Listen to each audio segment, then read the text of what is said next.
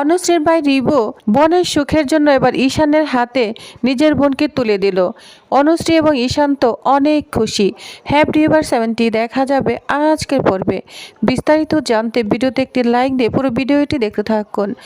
গল্পের শুরুতেই আমরা দেখতে পাবো আয়ুষ্মান পাড়া প্রতিবেশী সবাইকেই বলছে, আপনারা তো জানেন পণ নেওয়া খারাপ, তাহলে আপনারা কেন শুধু মেয়েকেই দোষারোপ করছেন। তখন পাড়া প্রতিবেশীরা বলে, শোনো, এটা না শহরেই মানায়, আমাদের গ্রামে না মানায় না, আমাদের গ্রামে না মেয়ে বিয়ে দিতে গেলে কিছু দিতে হয়, বুঝতে পেরেছ? আর তখন অভিমন্যু বলে, শোনো, তোমরা না আমার এখান থেকে যাও, আমার মেয়ের বিয়েতে না তোমাদের দরকার নেই, আমরা যারা বাড়ি মানুষ আছি, আমার আত্মীয়স্বজন, আমার হিতাকাঙ্ক্ষীরাই থাকবে, তোমরা চলে যাও। তখন গ্রামের মানুষ বলতে থাকে, ঠিক আছে, আপনি যখন চাচ্ছেন না, আমরা চলেই যাচ্ছি, এই তোরা সবাই চল। এই বলে প্রতিবেশীরা সবাই চলে যায়। তখন পিসিমণি অভিমন্যুকে বলতে থাকে, দাদা, মেয়ের তো বিয়ে ভেঙে গেল, তাহলে তুমি এরকম ছেলে কোথায় পাবে যার কোনো চাহিদা থাকবে না? তখন বলে, এখানেই আছে, আমার মেয়ের বিয়ে আজই হবে, আজই। তখন হ্যাবলার কাছে চলে যায়, বলছে, হ্যাবলা, তুমি তো আমার মেয়ের প্রাণ বাঁচিয়েছ, তুমি আমার মেয়েকে বিয়ে করবে? তখন তো হ্যাবলা অনেক খুশি হয়ে যায়, আসমানের দিকে তাকিয়ে যেন তার খুশি শেষ নেই। তখন আয়ুষ্মান অনেক খুশি হয়ে যায়। তখন অভিমন্যু অনুশ্রীকে বলে, কিরে অনুশ্রী, তোর তো কোনো দ্বিমত নেই? তখন অনুশ্রী মাথা নিচু করে মিটে মিটে হাসতে থাকে। তখন তার বাবা হেবলার সাথে অনুশ্রীর হাতটা মিলিয়ে দেয়। তখন তো অনুশ্রী আর ঈশান অনেক খুশি হয়ে যায়। কুসুম তখনই বলে ওঠে, কিন্তু কর্তা, আপনাকে হেবলার আসল পরিচয় জানতে হবে। যা শুনে তো অভিমন্যু অবাক হয়ে যায়। তখন কুসুম বলে, কর্তা, আপনি যে দুজনকে হ্যাবলা এবং রাজা বলে জানেন, ওরা হচ্ছে আমার দেবীমা ইন্দ্রাণী গাঙ্গুলির সন্তান। রাজা বলে যাকে চিনেন সে হচ্ছে গাঙ্গুলি পরিবারের বড় ছেলে আয়ুষ্মান, আর যাকে আপনি হ্যাবলা বলে চিনেন সে হচ্ছে গাঙ্গুলি পরিবারের ছোট ছেলে ঈশান সাহেব, যার সঙ্গে আপনি বিয়ে ঠিক করেছেন। এটা শুনে তো অভিমন্যুর মাথায় আকাশ ভেঙে পড়ে, বলছে, কি বলছো গৌরী? গৌরী বলে চিৎকার করে ওঠে। তখন বলে, হ্যাঁ কর্তা, ঠিক বলছি, আমি চাই না কোনো সম্পর্ক মিথ্যের উপর দাঁড় হোক, এজন্যই আমি আপনাকে সব সত্যি আজকে বলে দিচ্ছি। আমরা তো কর্তা সব আড়াল করলেই পারতাম, কিন্তু কোনো কথায় কুসুমকে বলার সুযোগ দিচ্ছে না। রিভিউ বলছে, বাবা, তুমি ওদেরকে এত কথা বলার সুযোগ কেন দিচ্ছ? তুমি অনুমতি দাও, ওদেরকে আমি মেরে ফেলবো। তখন অভিমন্যু বলে, রিবু ঠিক বলেছিল যে আমার বাড়ি থেকেই তদন্ত শুরু হোক, কিন্তু আমি ওকে বিশ্বাস করিনি, এখন দেখি আমি ভুল ছিলাম। এই বলে অভিমন্যু দুজনকে মারতে যায়। তখন কুসুম সামনে বাধা হয়ে দাঁড়ায়, বলছে, এর আগে আমাকে মারতে হবে, ওনাদের শরীরে এতটুকু আজ পড়ার আগে আমাকে মারতে হবে। মারবেন না কর্তা, আপনি নিজেও তো বুঝতে পারছেন ঈশান সাহেব একজন ভালো ছেলে, সেটা আপনি নিজের মুখে স্বীকার করেছেন। আমি জানি না দেবীমার সঙ্গে আপনার কি শত্রুতা, তাই বলে আপনি নিরীহ মানুষকে তো মারতে পারেন না, এটা তো আপনারও শিক্ষা। আর ঈশান সাহেব এবং আমরা সব কিছু আড়াল করতেই পারতাম, কিন্তু করিনি, এটা আমাদের দেবীমার শিক্ষা। এজন্য সত্যি সব আপনাকে বলে দিচ্ছি, যদি সম্পর্ক পাকা হয়ে যেত, যদি আমরা সব আড়াল করতাম, তাহলে আপনার কিছু করার ছিল কর্তা? আপনি তো কিছুই করতে পারতেন না, কিন্তু আমরা কিছু আড়াল করে কোনো শুভ কাজ করতে চাই না, এটা আমার দেবীমায়ের শিক্ষা। যা শুনে অভিমন্যু তো অবাক হয়ে যায় কুসুমের কথা শুনে। কর্তা, আমরা জানি আমরা ভুল করেছি। অনুশ্রী ঈশান সাহেবকে অনেক ভালোবাসে, ঈশান সাহেবও অনুশ্রীকে অনেক ভালোবাসে, কিন্তু অনুশ্রীদি আপনাকে সত্যি কথা বলতে পারতো না, এজন্য আমরা সবাই মিলে ছদ্মবেশ নিতে বাধ্য হয়েছি কর্তা। মানছি আমরা ভুল করেছি, কিন্তু আমাদের ভুলের মধ্যে কোনো খারাপ উদ্দেশ্য ছিল না। কুসুম ঈশানকে গিয়ে বল, ঈশান সাহেব যান, আপনি কর্তাবাবুকে সব গিয়ে বলুন, আজকে সব বলবেন। তখন ঈশান সমস্ত কিছু খুলে বলতে থাকে অভিমন্যু বাবুকে। অভিমন্যু কিছু বলার আগেই রিবু একদম ঈশানকে মারতে যায়। তখন আয়ুষ্মান বলে, শোনো, একদম আমার ভাইয়ের গায়ে হাত তুলবে না, তাহলে কিন্তু আমি ছেড়ে কথা বলবো না। তখন রিবু বলে, কি বলবি তুই, তোর কি ক্ষমতা রয়েছে? তখন কুসুম বলে, রিবু দা, এখানে ক্ষমতার কোনো কথা নয়, এখানে দুটো মানুষের ভালোবাসার জন্যই আমরা এত কিছু করেছি, আমাদের কিছু বলতে দিন।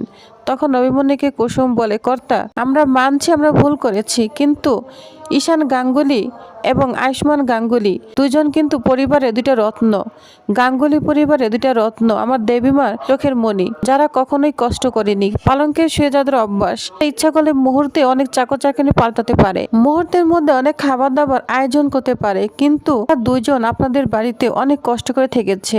ঈশান সাহেব গোয়ালঘরে থেকেছে, যার এসি ঘরে থাকার অভ্যাস, সে আপনার গরমের মধ্যে ছোট্ট একটা রুমের ভিতর শুয়েছে, তাহলে এসব কেন করেছে? শুধু অনুশ্রীর দিকে পাওয়ার জন্যই করেছে, শুধু ভালোবাসার জন্য। আর কিচ্ছুর জন্য নয় কর্তা। তখন পিসিমণি বলে, তাই বলে তোমরা ছলের আশ্রয় নিবে?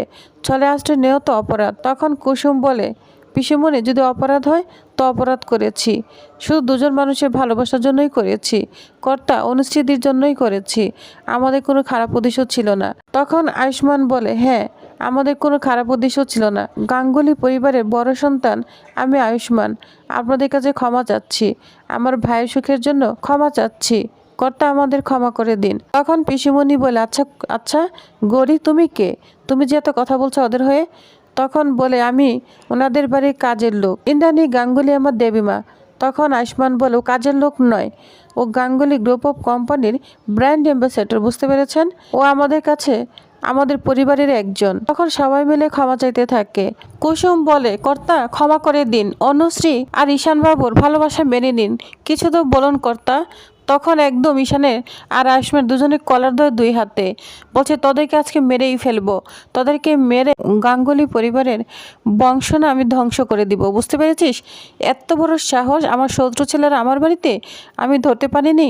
এই বলে মারতে যাবে, তখন কুসুম সামনে এসে দাঁড়ায়, বলছে, আমিও গাঙ্গুলি পরিবারের একজন, ওদেরকে মারার আগে আমাকে মারুন, আপনি তো আমাকে মেয়ের আসনে জায়গা দিয়েছেন, আমাকে মারুন, আমি আগে মরতে চাই। তখন বলে, গৌরী তুমি এখান থেকে সরে যাও, যদি গাঙ্গুলি পরিবার রক্ত তোমার শরীরে বইতো না তাহলে তোমাকেও শেষ করে দিতাম, যাও সরে যাও। এই বলে গৌরীকে ধাক্কা দিয়ে ফেলে দেয় এবং শুট করতে যাবে। তখন গৌরী দৌড়ে এসে বন্দুকটা উপরের দিকে হাতটা দিয়ে ধরে, ফাঁকা জায়গায় গুলিটা লেগে যায়। তখন তো সবাই অবাক হয়ে যায়। তখন পিসিমণি বলে, দাদা মাথা একটু শান্ত করো। তখন বলে, অতসী যা, রিবু ওদের কাপড় চোপড় সব ফেলে দে, ওদের মুখ আমি আর এই বাড়িতে এক মুহূর্ত দেখতে চাই না। তখন ঈশান বলে, ভাইদা চল, আমরা অনেকভাবে অনেক চেষ্টা করেছি, তাই বলে আমাদের মা বাবাকে নিয়ে বাজে কিছু মন্তব্য করবে এটা কিন্তু আমি আর মেনে নিব না, অনেক কষ্ট সহ্য করেছি, চল ভাইদা। তখন ঈশান কুসুম আর আয়ুষ্মানের হাতটা ধরে ওইখান থেকে নিয়ে চলে যায়। হাতটা ধরে অনুশ্রীর দিকে কান্না কান্না চোখ নিয়ে ওইখান থেকে চলে যায়। আর তখন অনুশ্রী খুব কান্না করতে থাকে আর তার বাবাকে বোঝাতে চায়, কিচ্ছু বুঝতে চায় না, বলে, অতসী রিবু এরা যেন আর কখনো আমার বাড়িতে ঢুকতে না পারে। এদিকে গ্রামের বাইরে সেই শান্ত খুব কষ্ট পাচ্ছে, বলছে, ভাইদা আর নয়, অনেক কষ্ট করেছি, আমাদের গাঙ্গুলি পরিবার নিয়ে এত বাজে কথা, আমার মাকে নিয়ে, আমার মা আমাদেরকে সবাইকে সমান চোখে দেখবো এটাই শিখিয়েছে, এমনকি আমরা বাড়ির কাজের লোক থেকে শুরু করে সিকিউরিটি সবাইকে আমরা আমাদের বাড়ির অংশ মনে করি, পরিবারের অংশ মনে করি, আমাদের মা আমাদেরকে এই শিক্ষা দিয়েছে, আর উনি আমাদেরকে নিয়ে এরকম মন্তব্য, বাইরের মানুষের মুখে এগুলো আমরা শুনবো না। তখন আয়ুষ্মান বলে, জানি না উনি বাইরের মানুষ না ঘরের মানুষ, তাই তো বুঝতে পারছি না। তখন ঈশান বলে, ভাইদা আমরা কিচ্ছু শুনতে চাই না, আমরা বাড়ি ফিরে যাব, আমার মা বাবাকে নিয়ে আর কোনো বাজে কথা আমরা শুনবো না। এখন থেকে আমার মা বলেছিল সবাইকে সমান চোখে দেখা ঠিক, এখন ভাবি না না আমরা ভুল করেছি, যে যার জায়গা তাকে সেইভাবে মূল্যায়ন করা উচিত। কি হলো ভাইদা, কি হলো এসব মূল্যায়ন করে?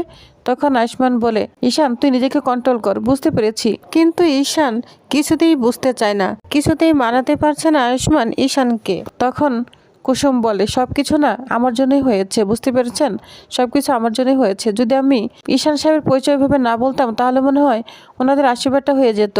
তখন আয়ুষ বলে, না তুমি একদম ঠিক করেছো, তুমি কোনো ভুল করোনি কুসুম, একদিন না একদিন সবকিছু সামনে আসতো, তখন কি হতো? তুমি আমার মায়ের মতোই কাজ করেছো, কোনো সম্পর্ক বিচ্ছেদে হয় না, তুমিই তো বললে, আর আমার মাও তাই বলে, তাই তুমি একদম ভুল করনি, সব ঠিক করেছো। অন্যদিকে অনুসৃত খুব কান্না করতে থাকে। তখন ওইখানে রিবু চলে আসে, রিবু এসে বলতে থাকে, তুই হ্যাবলাকে অনেক ভালোবাসিস? তখন বলে, হ্যাঁ আমার প্রাণের থেকেও বেশি ভালোবাসি। তখন বলে, তোর এই ভাই আছে সাথে, আমার বাবা না থাকুক, জানি না আমার বাবার কি শত্রুতা রয়েছে ওই গাঙ্গুলি পরিবারে, তোর এই ভাই আছে, তোর এই ভাইটাকে পৌঁছে দিবে ঈশানের কাছে, তুই একটু ফোন দে, ওরা কোথায় আছে। যা শুনে তো অনুশ্রী অনেক খুশি হয়ে যায়, তখন তার ভাইকে জড়িয়ে ধরে, সঙ্গে সঙ্গে অনুশ্রী ফোন দেয় আর ঈশানকে বলে, কোথায় আছেন আপনি? তখন ঈশান বলে, অনেক দূরে, যাতে তোমার আর কখনো আমাকে মনে না পড়ে। তখন বলে, বলুন আপনি কোথায় আছেন, আমি আসছি আপনার কাছে। তখন ঈশান তো অনেক খুশি হয়ে যায়, বলছে, তুমি আসছো? তখন বলে, হ্যাঁ আমার ভাই নিয়ে এসছে আপনাদের কাছে, আপনি বলুন কোথায় আছেন। তখন ঈশান বলে দেয় কোথায় আছে। রিবু হুন্ডানে তার বোনকে পৌঁছে দেয় ঈশানের কাছে। ঈশান তো অনুশ্রীকে পেয়ে জড়িয়ে ধরে অনেক খুশি হয়ে যায়। রিবু তখন সবার কাছেই ক্ষমা চায়, বলছে, আমি জানি না আমার বাবার সাথে আপনাদের কী শত্রুতা রয়েছে, তবে এই মুহূর্তে আমার বোনের থেকে আনন্দ আমার কাছে আর কিচ্ছু নয়, আমি চাই গাঙ্গুলি পরিবারে আমার বোন একজন হয়ে উঠুক। তো এই বলে রিভু ক্ষমা চাইতে থাকে। আর তখন ঈশান অনুশ্রী অনেক খুশি হয়ে যায়। এদিকে ইন্দ্রাণীর হাত থেকে ঈশান এবং আয়েশের ছবিটা পড়ে যায়। তখন বলে, কি ব্যাপার, আমার ছেলেদের ছবি কেন পড়ে গেল, এটা কিসের ইঙ্গিত? তখনই ইন্দ্রাণী তার ছেলেদের ফোন দেয়। আয়ুষ্মান ফোনটা ধরে বলছে, মা আমরা আসছি, রাস্তায় না গাড়ি নষ্ট হয়ে গিয়েছে। তখন ইন্দ্রাণী বলে, তোমরা আর ওই গাড়িতে এসো না, আমি গাড়ি পাঠাচ্ছি। তখন বলে, মা গাড়ি পাঠানোর না দরকার নেই, আমরা আসছি, এটা বলে ফোন রেখে দেয়। তখন ইন্দ্রাণী চিন্তা করতে থাকে। অন্যদিকে তারা সবাই তো অনুশ্রীকে পেয়ে খুশি হয়ে যায়। রাস্তায় এক মন্দিরে ঈশান আর অনুশ্রী পুজো করতে থাকে। অনুশ্রী বলে, দেখেছেন তো আমাদের ভালোবাসার জোর, আমরা দুজনকে অবশেষে কাছে পেয়েছি। তখন ঈশান বলে, হ্যাঁ, এখানেও আমি তোমার কাছে হার মেনে গিয়েছি, তবে জানি এই হারের মাধ্যমেই না আমারই জিত হবে। অন্যদিকে আড়াল থেকে কুসুম দেখতে পায় আর মনে মনে খুব কষ্ট পায়। বলছে, আমার আর ছোট সাহেবের সম্পর্ক তো এখানেই শেষ, স্বামী স্ত্রীর অভিনয় এখানেই শেষ। আমি তো সারা জীবন ছোট সাহেবকে কখনোই ভুলতে পারবো না। ছোট সাহেব কি এই দিনগুলো মনে রাখবে, আমাকে মনে রাখবে? এটা ভেবে কুসুম অনেক কষ্ট পায়। তো প্রিভিয়াস তাহলে নেক্সট আকর্ষণীয় পর্বে আর কি হতে চলেছে? এবার অনুশ্রীকে মান সম্মান দিয়ে ইন্দ্রাণী গাঙ্গুলির সামনে তুলতে পারবে ঈশান এবং আয়ুষ্মান? তো কি হতে চলেছে নেক্সট আকর্ষণীয় পর্বে জানতে অবশ্য আমার সাথেই থাকুন। ধন্যবাদ।